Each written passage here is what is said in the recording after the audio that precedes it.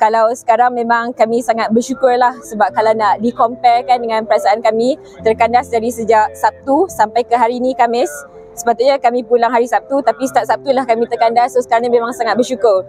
Kalau waktu kat sana tu memang saya rasa macam saya macam, bagi saya time tu semangat saya okey lagi. Tapi beberapa kawan saya memang semangat dah tak okey, sebab mereka pun ada masalah kesihatan. Jadi saya sangat sedih lah. Dan juga tadi waktu perjalanan, apabila diselamatkan dari keluar hotel tu, saya nampak keadaan sekitar memang sangat teruk. Time tu pun saya rasa sedih, tapi sangat alhamdulillah lah kami akhirnya dapat keluar juga. Kami start lalui banjir tu, kami tersadai dekat satu tempat tu, dan kami on the way tu ada redah ayak sikit lah, arus deras waktu tu before kami sampai ke hotel. Dalam dia time tu lebih kurang paras ni kot, tapi ayak dia laju deras walaupun tak setinggi mana pun. Ya, time tu macam takut lah sebab kawan-kawan tak semua kuat. Saya pun tak kuat sangat. Jadi tapi alhamdulillah walaupun start kami hadapi musibah tu, tapi malam tu selamat juga sampai ke hotel.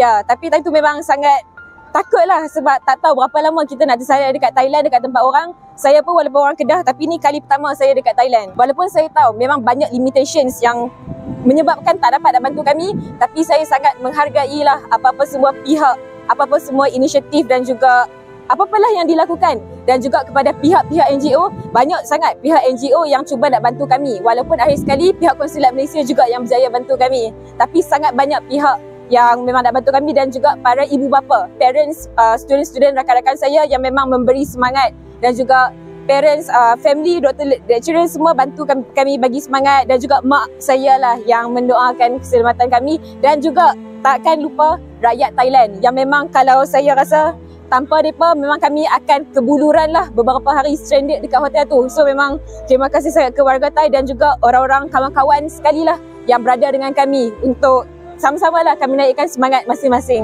Pengalaman yang saya hadapi dalam negara orang pertama sekali, di mana kalau saya cerita secara panjangnya, pertama kami berada di satu tempat nama Asian Night Bazaar. Dan di mana ketika itu kami dapat notifikasi di mana daripada kerajaan Thai yang mereka kata, tapi notifikasi dalam bahasa Thai lah, di mana kami pun tidak boleh memahami kan. Jadi berkaitan tentang akan berlaku flash flood. Jadi pada malam itu kami tersadai lah, di mana kami cuba Grab dan sebagainya dan tak dapat.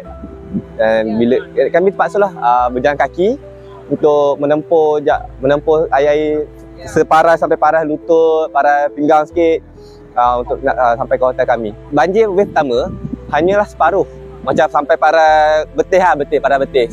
Lepas tu surut dah. Lepas tu bila hari banjir yang wave yang kedua datang, itu lagi teruk. Itu memang sampai tingkat pertama memang tenggelam habis lah. Kereta 4x4 pick up kat luar tu, kami punya indikator air banjir tu tenggelam habis.